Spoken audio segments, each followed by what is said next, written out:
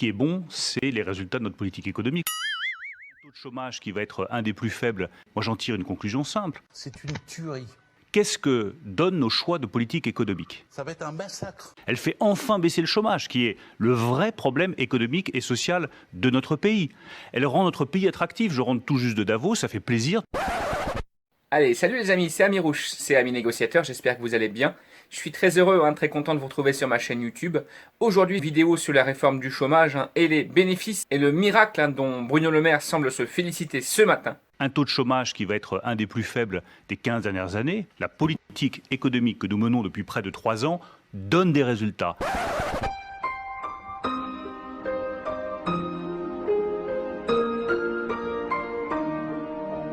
Et après avoir opéré un massacre du Pôle emploi et du Code du travail, le gouvernement semble se féliciter des résultats du massacre. Quand on mettra les cons sur orbite, t'as pas fini de tourner. Restez jusqu'à la fin, j'ai une explication importante à vous donner.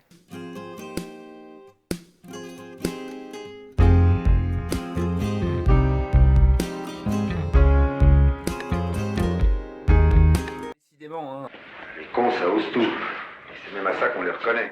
Les gens ne voient pas encore. Quand il va avoir les indemnités, ils vont perdre les uns 25%, 30%. Aujourd'hui, on va disséquer ce que contient réellement la réforme du chômage. Je suis de gauche.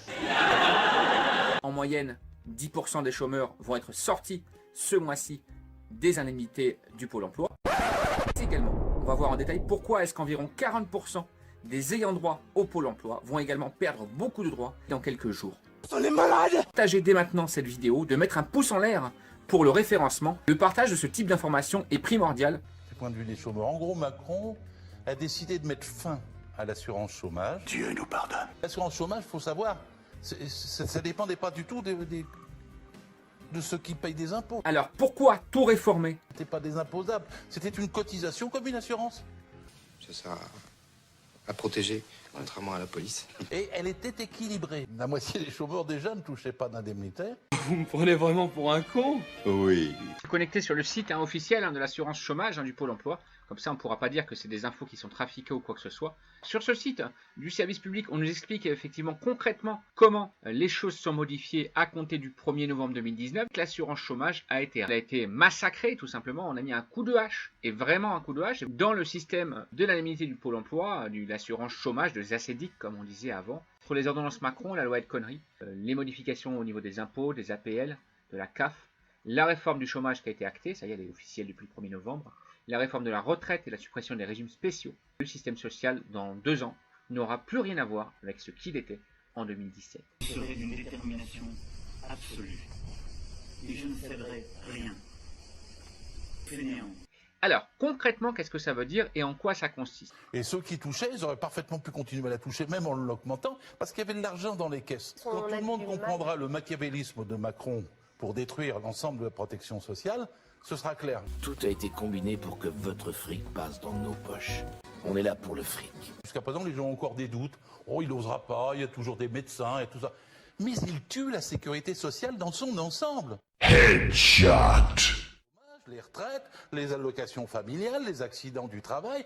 Il veut supprimer ça, Macron. C'est une contre-révolution du point de vue de notre système social que les gens ont du mal à comprendre, ils n'y croient même pas. Il ne va pas nous faire ça, si, il va le faire. Qu'est-ce que donnent nos choix de politique économique? La période de cotisation va être allongée, tout simplement, et la durée minimale de travail va être allongée également. Alors, ça n'a l'air de rien comme ça, mais c'est énorme comme changement, puisque ça va induire que 10% des personnes qui, jusqu'à présent, ont droit à une indemnité Pôle emploi en fin de mois, ils n'auront plus de virement du tout. Headshot. C'est calculé, c'est officiel, mais c'est pas le plus grave. Vous allez voir qu'il y a beaucoup plus vicieux. Durée minimale du travail. Pour avoir droit au chômage, il faudra avoir travaillé 130 jours, donc 910 heures, soit 6 mois, d'accord, complet, sur les 24 derniers mois. Non seulement on raccourcit la période d'observation, mais sur cette même période qui est raccourcie, on va augmenter la période obligatoire de cotisation de 4 mois, on la passe à 6 mois. Ça fait qu'on fait double coup de hache. D'un côté, on diminue la période d'observation pour que les gens perdent au maximum des droits. En tout cas, c'est ce qu'on peut penser. C'est un peu comme la retraite, vous allez voir plus tard. Mais d'un autre côté, on augmente la durée obligatoire de cotisation pour que les gens sortent encore plus du Pôle emploi et donc soient rayés de la liste. C'est ça l'histoire. Pourquoi est-ce que dans quelques semaines, on va certainement avoir un beau discours et à une parade devant les caméras LCI et BFM France Info en disant « Hurrah, vive nous, vive la France, on a fait réduire le chômage ». Un taux de chômage qui va être un des plus faibles des 15 dernières années, moi j'en tire une conclusion simple. La politique économique que nous menons depuis près de 3 ans donne des résultats. Elle fait enfin baisser le chômage. Ça va faire baisser les listes du Pôle emploi puisque les gens vont plus être indemnisés et vont sortir des listes, vont être radiés, ça s'appelle comme ça. Deuxième chose, et c'est vraiment très très grave ce qui va arriver maintenant, et là je vais m'adresser vraiment à toutes les personnes qui elles-mêmes ou connaissent dans leur entourage des gens qui travaillent en intérim, qui cumulent des CDD ou qui font des emplois précaires ou qui même sont auto-entrepreneurs, ça vous concerne directement, c'est ce qu'on appelle le rechargement des droits. Le rechargement des droits, comment ça se passe? Entre guillemets, c'est comme un forfait, je sais pas, téléphonique ou un coupon Navigo. Il faut travailler plusieurs heures pour recharger ses droits au Pôle emploi et pour avoir droit à une indemnisation. Donc là, attention, c'est très très important ce que je vous dis et c'est fracassant. Le seuil minimal sera porté, attention, c'est grave ce que je vous dis, à 6 mois. 6 minimum de durée pour recharger ses droits, contre 1 mois auparavant. Multiplié non pas par 2, non pas par 3, mais par 6, le seuil minimal de rechargement des droits.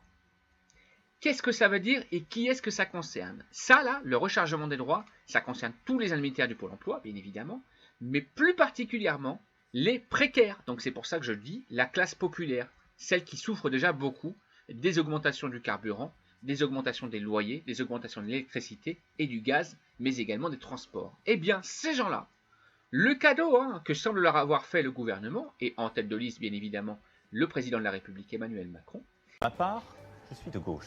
C'est que dorénavant, pour avoir droit au minimum des minimums, il va falloir cumuler 6 mois pour recharger ses droits. Ça veut dire que tous les intermittents du spectacle, toutes les personnes qui étaient en CDD de plusieurs petits boulots à la fois, je pense notamment aux petits VTC, aux gens qui faisaient des boulots à droite à gauche, qui cumulaient des temps partiels avec des CDD, avec des intérims, avec de l'auto-entrepreneuriat. Tous ces gens-là vont perdre énormément d'argent d'ici dans quelques jours, quand ils auront leur virement, ou d'ailleurs quand ils l'auront plus du tout. On durcit énormément le rechargement des droits, qui était quand même le nerf de la guerre et qui était censé sauver les intermittents et les précaires, ça a été fait il y a 4 ans, je crois, ou 5 ans. Et d'autre part, on alourdit beaucoup les conditions pour être indemnisé. Vous allez me dire, ami rouge, c'est énorme, ami négociateur, c'est énorme. Les bras m'en tombent, là c'est la merde. Mais les amis, c'est pas fini. C'est pas fini, c'est pas fini, c'est pas fini.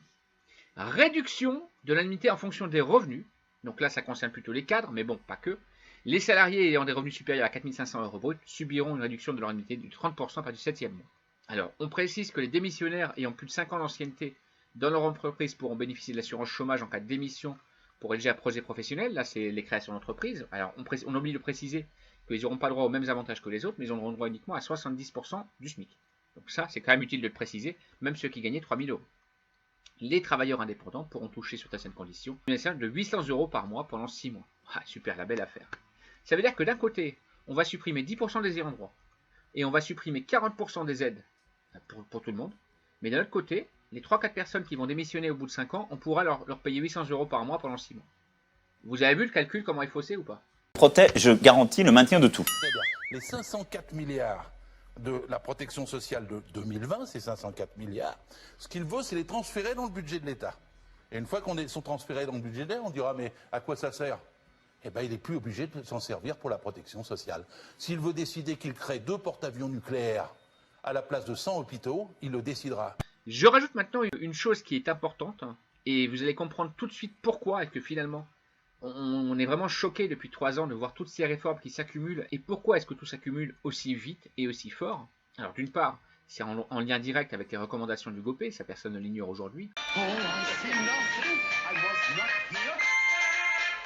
connaissez pas le GOPE, Grandes Orientations Politiques Économiques, je vous invite vraiment à revoir mes différentes vidéos que j'avais faites, celles qui n'ont pas été censurées, parce que je me suis fait beaucoup censurer là-dessus, bien évidemment, vous avez bien compris l'histoire. Mais surtout, ça prépare de quoi? Ça prépare d'une crise financière et sociale qui arrive à grands pas. Toute crise des crédits à taux négatifs, c'est la crise des emprunts hypothécaires, c'est la crise des crédits pas chers, des crédits gratuits, et c'est surtout la crise du système social européen qui est en train de s'effondrer et qui est en train d'imploser en vol. Donc tout ça, c'est quand même très surprenant que toutes ces réformes, toutes ces coupes sombres dans le système de l'assurance chômage, maladie et retraite soient faites juste avant une grosse crise qui se profile. peut fortement penser que ça n'a qu'un seul objectif, c'est d'éviter au maximum de payer les gens. D'éviter au maximum de payer les gens. Comment se mettre à l'abri d'une grosse crise? En coupant les aides sociales avant qu'on ait à s'en servir. Il ne faut jamais prendre les gens pour des cons, mais il ne faut pas oublier qu'ils le sont. Moi les amis, je suis désolé de vous le dire, mais aujourd'hui, je vois que cette explication.